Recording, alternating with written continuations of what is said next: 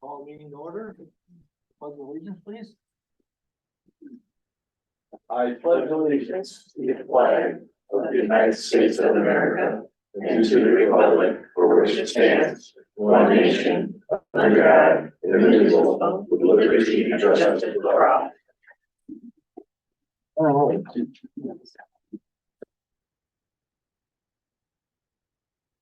Okay. We'll start with the roll call, please. President Dom. Here. Vice President Everard. Here. Treasurer Gaten. Here. Secretary Fritz. Here.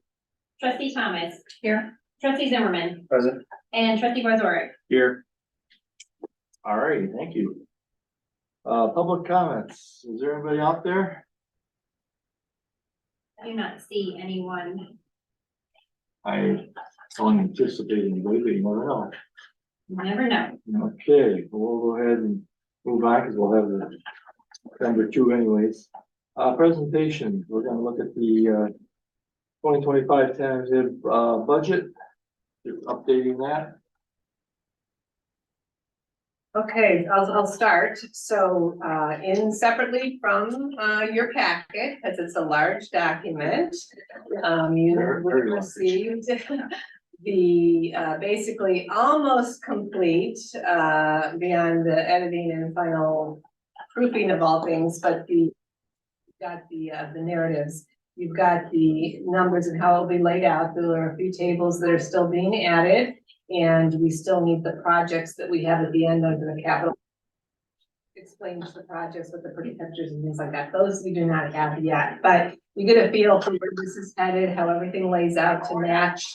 And I guess we would take any feedback. Anything you want to add to? There you go. No, I think you've seen that before, so it's, basically the package and everything we showed you in the last two budget presentations. So could make surprises in it.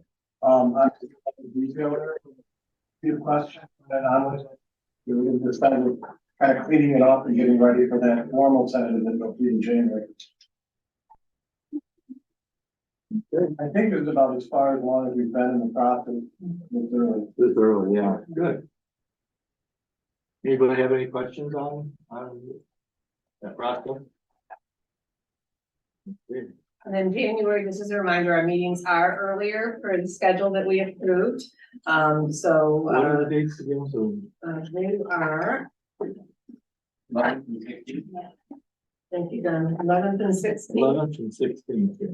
Right, so we got the New Year's week and then that week following. So the packets are gonna go out right after the new year. You'll have everything ready.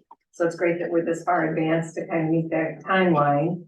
And then you'll accept them on the 16th, the Tuesday night, and then we'll immediately go, we'll file it, obviously it's published, and then 30-day review. And then we'll be back in front of you in February for the public hearing at the COW, and then a meeting, and then on to visit the county right after that into March. And have it all approved, hopefully, right before our April fiscal year starts. Good. So far, it's a good plan at least. Good plan, that's our plan. We're sticking to it. Yeah. All righty, move on to 6.1, the agenda items for the regular meeting.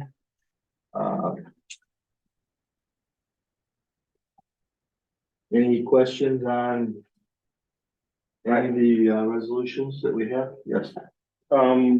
Maybe I was not paying attention, but, 12.5A and 12.5B. Mhm. Is that is a grant, but what's that for? You wanna take that down? Sure thing. Thank you,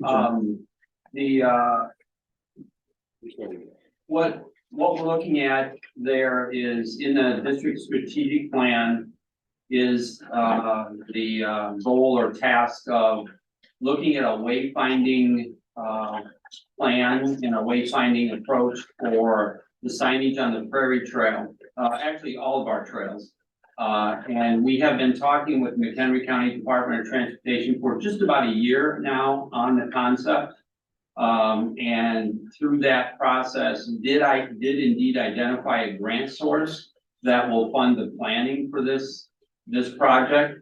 And so that the planning of the grant would be due, I think, in March.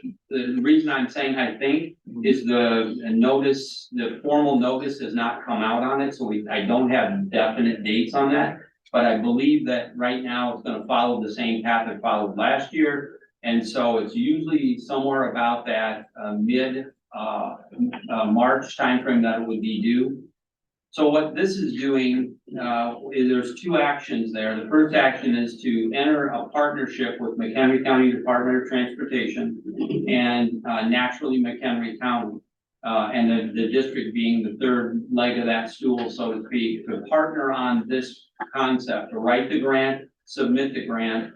And if we are awarded the grant, then what we would do is we would actually finalize or formalize this partnership in an intergovernmental agreement, which would then come back to both the county board, our board, and to the McHenry County, National McHenry County Board.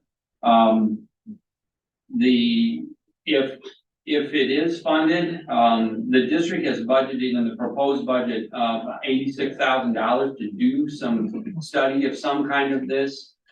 We know it's going to be a lot more expensive than that. We do know that McHenry County has budgeted some dollars to work collaboratively on this project. And so if it's awarded, we would be looking at our cost being closer to $30,000 rather than the 86 or thereabouts. It is a large project. I mean, if we're gonna do the entire thing, it's really about $300,000 planning project. So it's but there's a lot of nuances to it. I mean, it's everything from creating a logo design, so to speak, something that gets carried all the way through the district's system, and that the municipalities then kind of jump off. And it's also, it'll be, what at this intersection, it's a 1 mile to downtown Crystal Lake. And then, at that same intersection, it's 2 miles to McHenry or something like that. So we've seen this in other counties. Lake County has done it. We've seen Kane County's model as well. It has been asked for many times in different committees, the committees that I've been on. It's in a lot of planning studies out there. So this is an opportunity for the district to, again, partner with, 2 other entities and see if we can, begin to move this thing forward. Thank you. I'm not knocking anything. Well, it'll help share costs. and Yeah. stuff, doesn't it? I just was at awe that it costs that much. Yeah, I me said, too. the state must be flush with money. It's all I can say. Holy cow. Yeah, Pat, you could have knocked me over further and we did talk with a consultant on what that does involve. But it is a very long process. There are a lot of different nuances to it. Not only, we have regulatory signs up there, but this is also going to identify, where they would best be placed. And, because right now it's just our best guesses as opposed to what might be an industry standard. Gotcha. They have a location too. I mean, is it actually a mile, 1.2? Well, yeah, it's all gonna be figured out, yeah. That went through our committee on transportation too, and we approved that also for the 300,000 Yeah, and on our end. Did you? one of the things that McHenry County also brings to the table is when we get to the stage of implementation of this thing, they have a very expansive sign shop. It's possible that some of these signs, we could partner with them to make some of these signs where maybe they're making them, we're installing them. That's what I was thinking. It might be. So we can cut the cost down the road of actually, implementing this by working with, when their staff happens to be down, have downtime, or when our staff happens to have downtime. Right, they but can- at least if we have this partnership. Yeah, right. Yeah, thank you, okay. And all the towns want it too. Crystal Lake. wanted Well, it, yeah, because it shows wanted their it. Everybody downtown wants this it. way Come and into some town. of their, different. Help us help you. Exactly. It was a big discussion, actually, McHenry County is something that with all the businesses and so we're on the board of National McHenry County, our representatives from municipalities, some of the tourism destinations of lodging and restaurants and things like that. So, yeah, it's something that's really critical for. I remember riding that bike trail from Crystal Lake down to Kane County. And they have the little monuments, the pucks Really? It tells you how many miles you It's just are, I think. barbaric, you know, it's- I mean, the signs are just, they're nice. Well, They really are. and the riders need it too, in particular where the path ends, you know, and then you pick it up again at Veteran Acres Park. Mhm. It's really hard to find where is that cut in, Mm-hmm. to find, you know, where you pick up the trail again, there's really not much mark, so. Yeah, nice to have signs. Encouraging to know how slow I ride a bike. You gotta get. We won't even go there. All right. Do we want to just run down any other questions on the consent agenda, items, 12.6, 12.7? Well, 7 and 7 is one that, is pretty much a no-brainer. I think you guys, if you read your packet. 12.3, you should bring up that on We're gonna go through that. Sure, I'm gonna come back to that, yeah. I just thought we'd hit these others and then we'll, so anything else, no, we'll come back to, 3 and 4. 3 maybe, yeah. I have a quick question on 12.9, the 13, is that the total amount of vehicles we want replaced? So Like, what we, that we're budgeted for? yeah, so what we're doing is, as you recall, we went back and amended the resolution because we were gonna go out to bid, then we worked with the county to buy locally and collaborate with them, and then of course get the state bid. Yep. And so what I wanted to do is just close the circle here, because if you're thinking we're putting something out to bid, this is acknowledging that actually we put in, you know, purchase recs for these to be delivered through the various sources. And we can expect those, as in the summary stated, at different times. And then I believe there were 2 that are, I just don't remember here of that, right? You probably know better than I, that they're ordered or they're ready to go. Yeah, I did receive an update from the dealership that works with the state of Illinois for the purchasing program or with the brokers. And we will be receiving next week that we ordered last year, the 3 utility trucks. Oh, so there are gonna be. Yeah, the boxes have been installed in the plow kits, and then the 4th truck will be delivered shortly after the first of the year. So again, those are the 4 of the 6 that were ordered last year. Mhm. The 2 1-tons again, those are, you know, still being delayed to be built. Okay, And then the other 5 that we ordered through Sunnyside, which was through McDOT, mhm. we expect delivery of those in the next few months. And then the 2 remaining will be the 2 vans. Right, Those will be available to place order here within the next month. oh, So everything's moving. The 2 1-tons that have been delayed, they do have bid numbers. oh, they do, But so, they need to be built yet. okay, But so everything's, you know, progressing. And like I said, within the next 6-7 months, we should have most of those vehicles, except for the 2 1-tons. Those are still up in the air, but everything else is looking pretty good. And trustee Gaten, that is, the 13 vehicles identified is the 13 vehicles that we are short, that we are down. So yes, that is a complete set. Okay, so there are no other vehicles to be purchased Yeah, they're above all these in 13. Gotcha. Yep. that's the complete package. Yeah, okay. That's what I was. Good question. Oh, we got 12.10, that's just for travel expenditures where we have several, staff and, people going to the conference. Any questions on that? Okay, do we want to talk at all about the, 12.11, the Lions Prairie, march? We can, yeah, I have it after the policies. to Well, go let's through that. let's go back to the Okay. policies if that's what you're at, so, Yeah. okay. Then we'll work our way down that, so. And what we're doing and talking with President Dom and is that when things are new or really comprehensive, we are kind of spotlighting them out. Yeah, But you can discuss anything that's on the consent, so we can have that conversation. let's go ahead with the personnel policy then. Okay, so this is, we end up because legislation federally and in the state of Illinois, this changes yearly.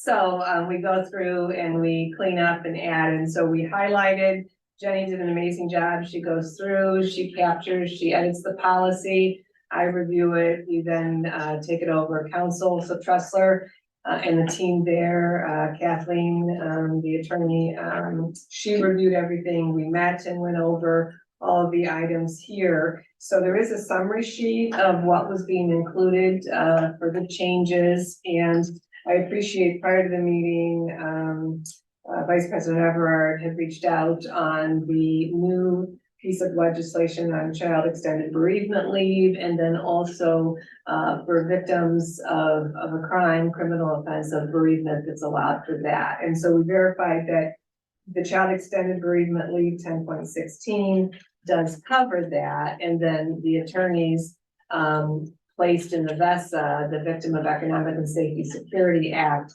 does have, which is in the appendix and it's also in the policy, does reference that reason for leave. And so, Jenny, anything you want to add to that specific one?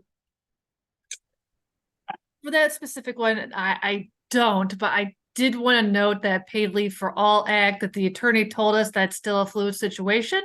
And the final regs aren't out yet and possibly not until March. So that policy might get tweaked, but she couldn't guarantee, but it's something that has to be effective January 1st. So that's why we currently have it in it. And there might be some tweaks after the first of the year. Right, so what we're doing is we're doing an accrual process. You have a couple of choices and pathways, and so we're going to do the accrual. Someone separates from the district. So with the accrual, we decided that we just put a pause, we're not paying out. And then if they return, so it's a little bit of administrative bookkeeping for Andy and Jean and the team to track that. But we felt that that was the way to go with that. But what other question, I guess, just something for Jane to think about, for on 10.02, there's a pretty long list of family bereavement leave, you know, for all these different things that can happen. I wondered if we shouldn't add language. Shall the following leave be included, but not limited to the following?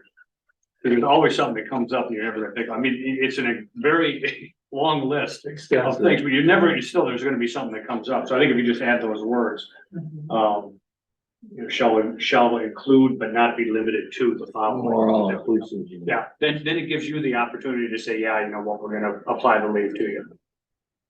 Great suggestion. And the other thing that came up was some of these. So this is first reading. We do a 2-reading process. The law, the ones that are effective January 1st in 2024, we will follow the law. So even though this is trailing behind, we will follow the what's required by us. Yeah.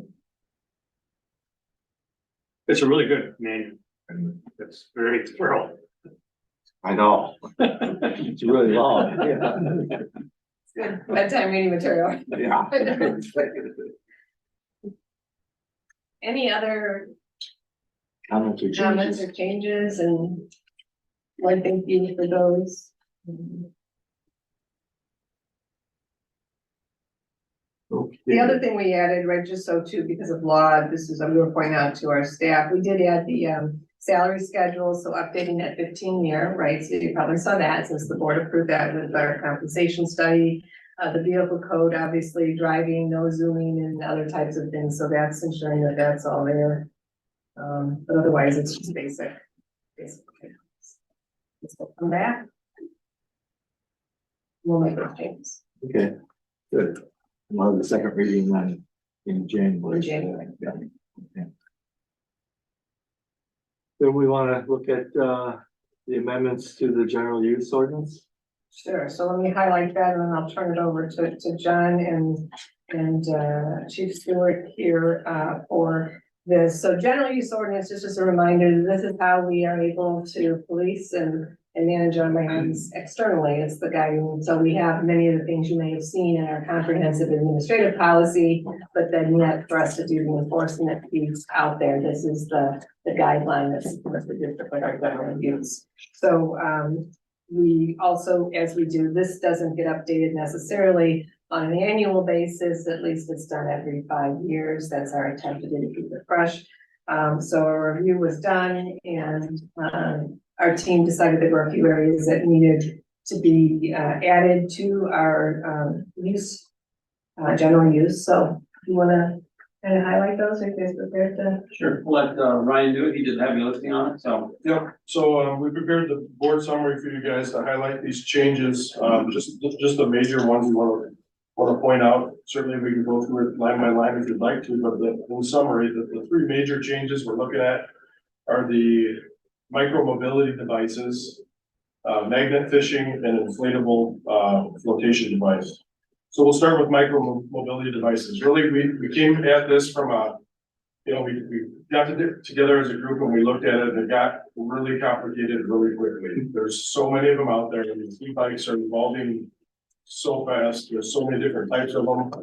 The speed, the speeds that these things are capable of is crazy.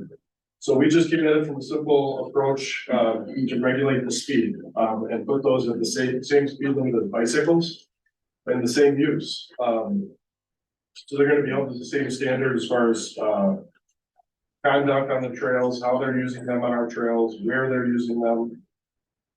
So bicycles and e-bikes would be at 15 miles an hour. All other specialty micromobility devices, this is gonna pick up things like the one wheels, the hoverboards, the unicycles, all those other devices that we're starting to see out there. We're gonna keep them to the same standard of use, but the speed limit for those will be at 10. This is gonna come with a education campaign. We're gonna work with the marketing department. Part of that will be, article in landscapes. We're gonna send out letters to the bicycle clubs and bike shops. But there's gonna be a little bit of enforcement, I think, on this too. Our officers are gonna be out there getting the message out. We're not gonna have our ticket books in our hands, writing everybody a ticket that's speeding. We're gonna be out there stopping them, educating them about this change to our ordinance in order to get compliance, which is what we do anyways. When we're looking for compliance, we just start with that education aspect. So that would be the thought there. We talked about having with marketing, having a handout, maybe a QR code, where somebody can scan it, take them right to the ordinance, specifically this section here, highlighting those changes.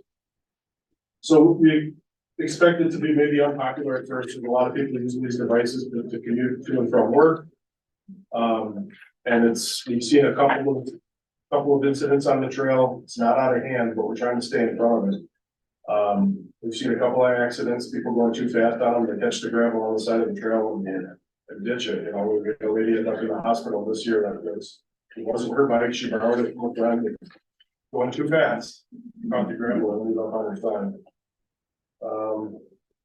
Are there any other restrictions besides speed? Well, we're not gonna allow them on all of our trails. It won't be allowed on any of the hiking trails or anything like that. This is just the regional trail, the prairie trail, where we allow bikes currently. So no other changes than that. So, okay. The only thing I will specify in council too, we talked about the assisted under the American with Disabilities Act, an assisted device is different than these types. And so that'll come under a different type of evaluation and process. Right, where they have a little scooter or something like Right, that, to yeah. be allowed. Yeah, they were lumped in that same section in the ordinance before we reviewed it. Okay, so now you got them separated? I moved them, yeah.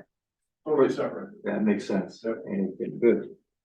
So any questions on micro mobility devices or the changes before I move on to magnet fishing? Oh, one other thing I want to point out.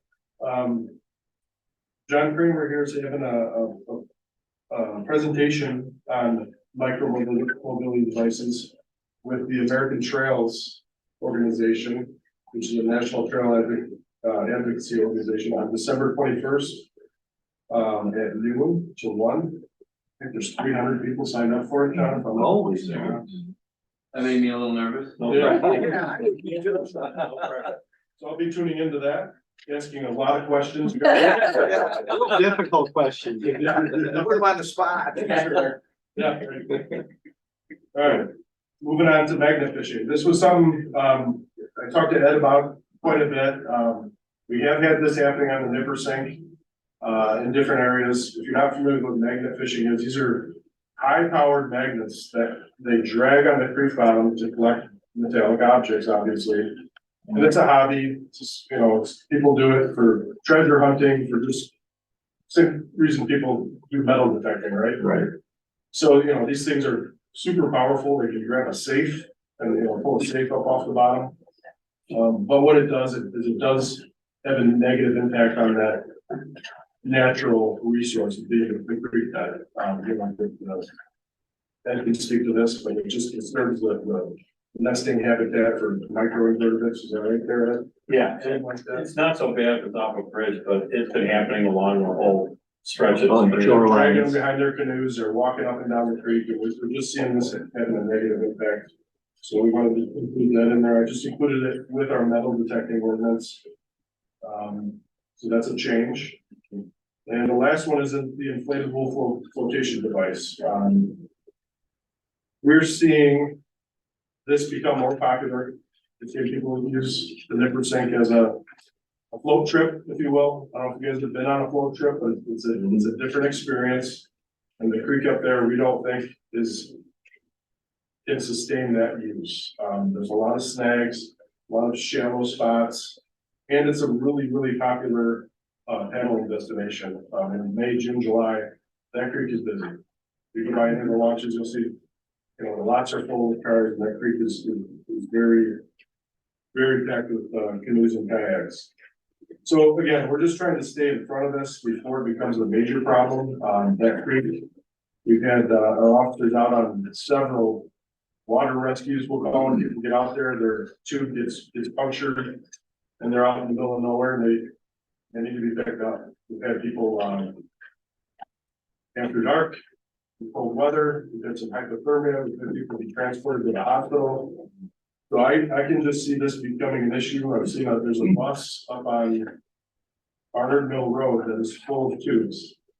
I think he's outfitting folks on the Fox River. But right now, we really don't have the tool to stop him from doing it on the nipper sand. I'm just trying to stay in front of what could be a negative impact to our site there. So that's why I'd like to include it in the ordinance. Again, I do expect this to possibly have some pushback, but I definitely like to hear your guys' opinion on it, on any of this, and give some guidance if you have any. Can you put up signage at egress points or entrance points? Would we? Yes. Yeah, we would put up signage, advising of the change and, Is, do the same approach, like the micro mobility device education campaign, we could do something similar. I just don't see, this isn't quite as popular as the e-bikes, but we would definitely post it.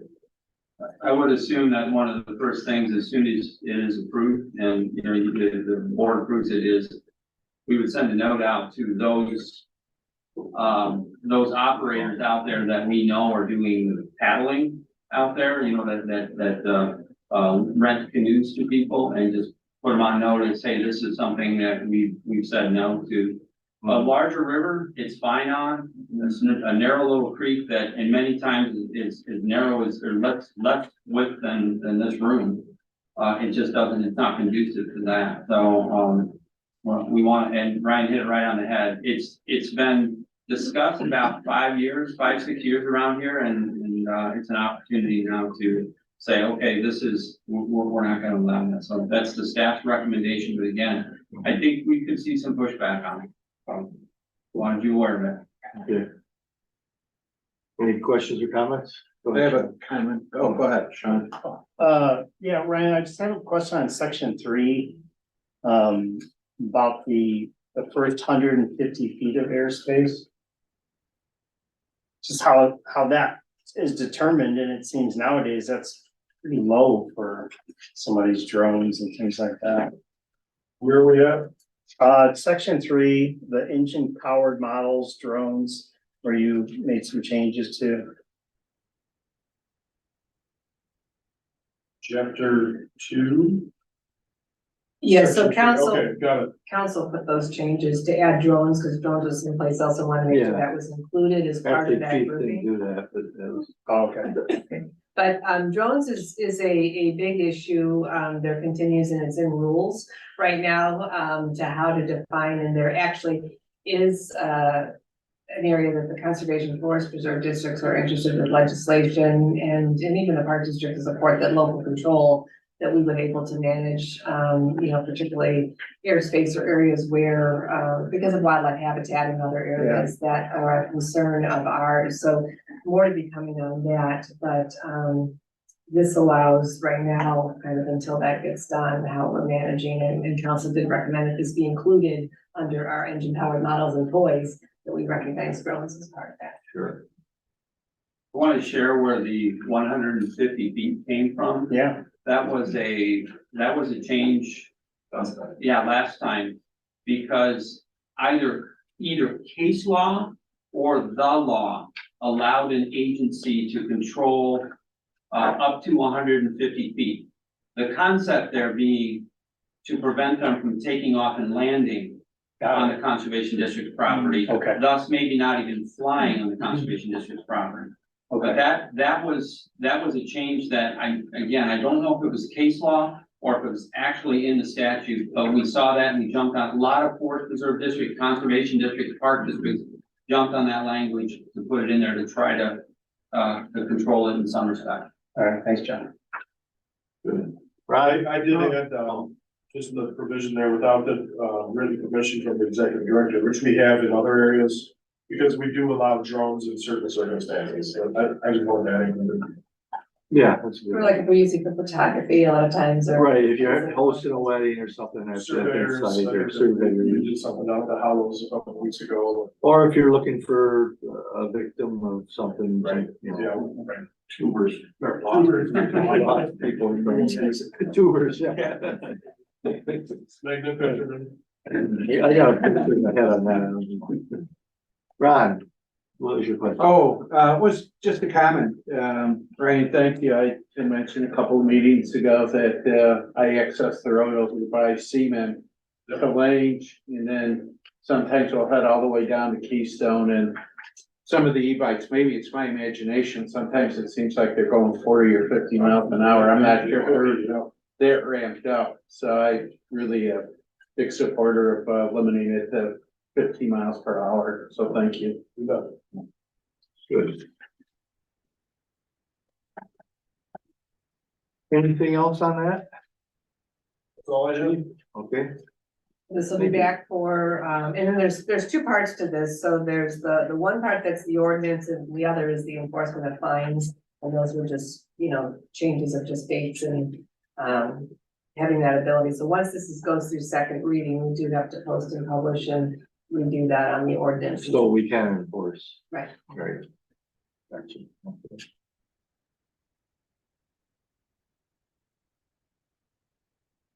Okay, well then why don't we go into the final report, for the feasibility study on Lions Prairie Month.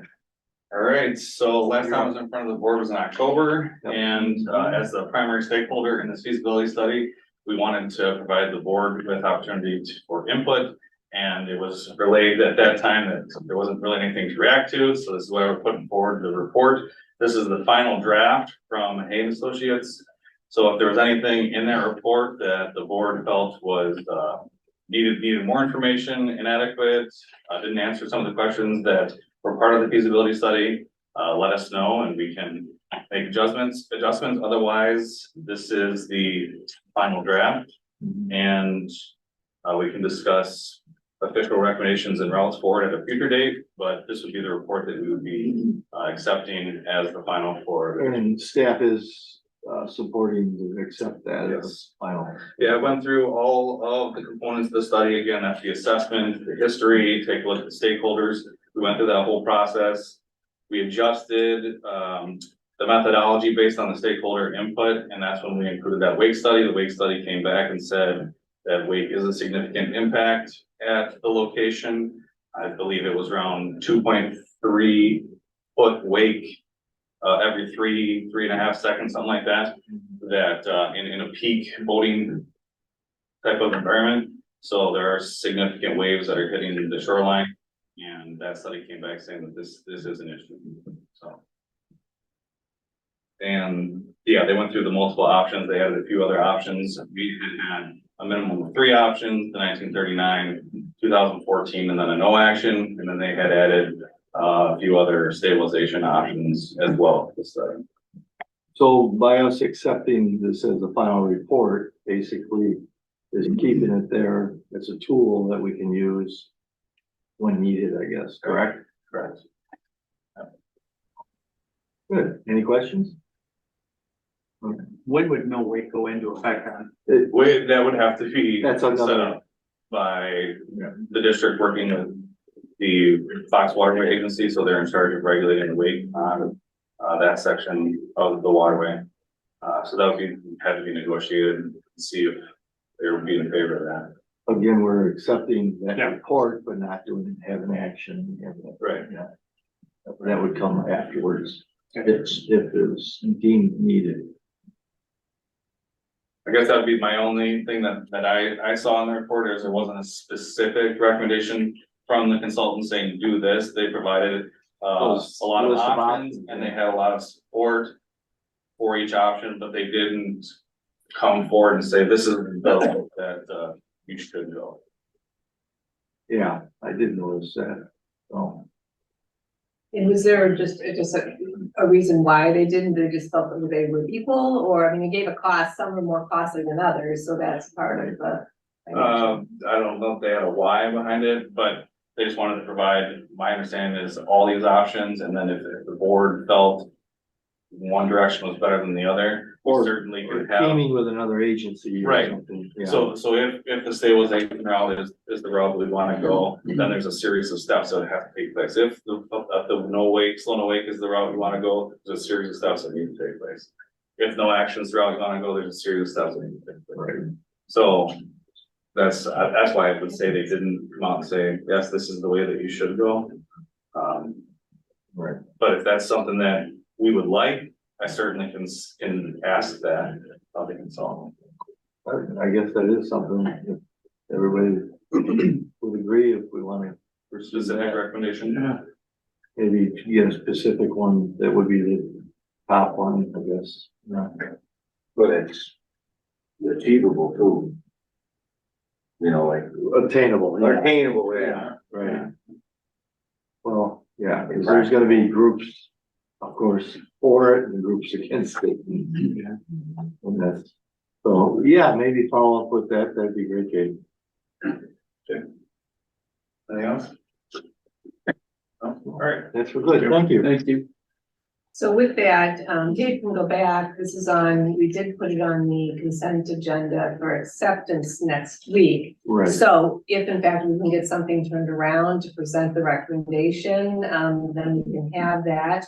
Or we can take it off the consent, table it, and then have that done, and then bring that back at a future meeting.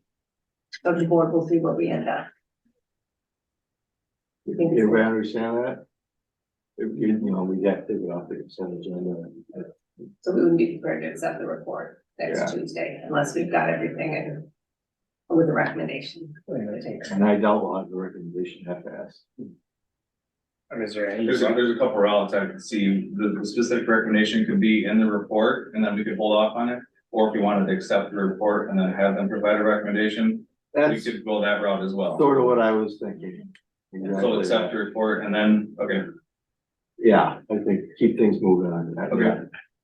Let's do that, keep that on the agenda. Okay then. Were there anything else on the agenda that need to be discussed?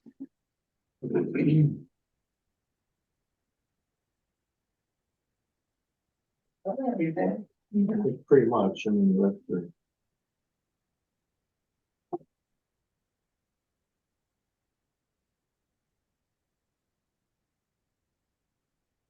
I mean, the rest of transferring funds from general fund, you know, the economic, financial things that we have to do, as far as doing most. It's my question. Okay. Let's move on then, Elizabeth. Okay, a few items. We are looking forward to being able to announce to you and hopefully maybe have some introductions in January of some of the positions that have been vacated and replaced, as well as some promotions. So we're looking to that to happen. President Dunn, Vice President Everett, and myself will be meeting with County Board Chairman and County Administrator Austin next Monday For just a sit down annual meeting and kind of just share with them our work that we were doing on our conservation financing and to prep up for the budget that'll be coming away and setting that pathway. We also, just wanted to let everyone know that next week, after the meeting, speaking with President Don, we're gonna do a little impromptu pop-up holiday gathering after our meeting, so over at Kingston Lanes. So, yeah, all staff and board, Board and both boards. trustees. Yeah, so, to be over there, and, so that'll be right after about 6:30, so you should have received an invitation in your inbox. No business, but just a time of quickly to pop in, pop out, and a little bit of holiday cheer. As well as, just wanted to give a shout out to staff here too, so definitely tune in, I'll send you information, so you can tune into Dan's presentation. It's actually really great and great to see that, we're getting some just awareness and education and exposure. Team members also presented for the Prairie State Coalition, yesterday, actually, on Stewardship Organization's farmland, and that was Land Director of Land Preservation and Natural Resources, and Brenda Metz, our agricultural ecologist, presented on that webinar. And that was, people attended. Yeah, it was pretty well attended. It was 4 public agencies who have farmland and are interested in, utilizing more regenerative agriculture in their farmland program. And we were contacted about a couple of hours ago, from one of those groups who would like to do a follow-up in the newsletter about those presentations. Went well. Good. And then we had the staff were out at Prairie View landscaping. We have some what I would call natural furniture or natural aesthetics that we're at. You probably saw some of the pictures, and that's my understanding that there was a school group out there that day and they were admiring and enjoying the experience of having that new feature. Wendy, do you want to give a highlight? I know we'll do a special shout out formally on the board, but your news for your team. The Find Your Wild campaign that we ran last summer for the, it was On Your Own, challenge. Everyone's familiar, well, it won the state award for best outstanding program. That'll be presented at. Susan says it was a group effort, everyone that like answered a public's question or got a photo with some of the public or gave us some feedback on the design, so it's a shout out to all staff and and they're busy working on next summer, so I expect to find a wild campaign. Is this program where they pick up stickers as they went to Yep. different, but yeah. Yeah, That's really cool. yeah, well received, yeah. So, let's see here. The other, item is I know we're working through to hopefully have something back to, with the memorandum of understanding with the Hebron Drainage District. So we've sent that over. And then the other big news that I'll let you highlight, with the other closing this. Oh, well, the foundation Yeah. on 40 acres adjacent to The Brookdale, the Camp Lakota. Oh, wow. It's, we call it the Lechner parcel, but yeah, Sean Lavelle and Roger Stell and I attended that closing and very successful. The seller, Lechner, was very cooperative and gracious, I think, and Nestle, because he was so pro-district in the whole transaction and so cooperative on some of the little details that came up. It was good. Good. And so that will be added to our plans are to add that property to the triple net lease that Camp Lakota is under to establish our jurisdiction to lease it and manage it. And then it will be on slate to be transferred to the district at the same time as Camp Lakota in the near future. Okay. And we have plans then for what to utilize that? Hopefully. Well, I mean, so you already know that about 90 acres have been, Camp Lakota have been enrolled in the carbon project. Right. And so that's a big plan that's established for a big chunk of it. I don't have any other details about. Yeah, at this point. Okay. Yeah. Good. And that's all I have. Okay, that's good. We'll ask for public comments number 2. There's no one out there. Okay. Then I guess what we'll do is we'll go into executive session. Do convene and adjourn after that, so it's probably nothing that I'm aware of. Right, No action. no other action on that. Okay. Thank you for all coming. See you Tuesday. We need a motion Oh, for need a motion. for the executive session. There a motion to go into executive session pursuant to 2C2 collective bargaining, 2C11 pending litigation, and 2C21 review of closed session minutes of the Open Meetings Act. Okay, it's been moved. Second. Wait a second. All those, well, go ahead and roll call. Secretary Fritz, Yes. Vice President Everard, Yes. Trustee Thomas, Yes. Treasurer Gaten, Yes. Trustee Zimmerman, Trustee Wazorek, Yes. and President Dom. Yes. All right, thank you, everyone. Have a good Yeah, evening. thanks, guys. See you Tuesday, hopefully. Okay, so we return to open session. And I don't think we have anything else to do. Roll call. Roll call, yeah, just to come back in. Go ahead. President Dom, Here. Vice President Everard, Yes. Treasurer Gaten. Here. Secretary Fritz, Here. Trustee Thomas, Here. Trustee Zimmerman, Present. and Trustee Wazorek. Here. Okay. Guess now we can have a motion for adjournment. I'll make that motion to adjourn. Here you go, Linda's made the motion, made the second. Bob's second. Trustee Zimmerman, Yes. Vice President Everard, Here. Trustee Thomas, Yes. Trustee Wazorek, Oh, this is, yeah. I don't know what to say. Yes. Treasurer Gaten, Yes. I got that. Secretary Fritz, Yes. and President Dom. Yes. Hey, 6:44. Adjourned.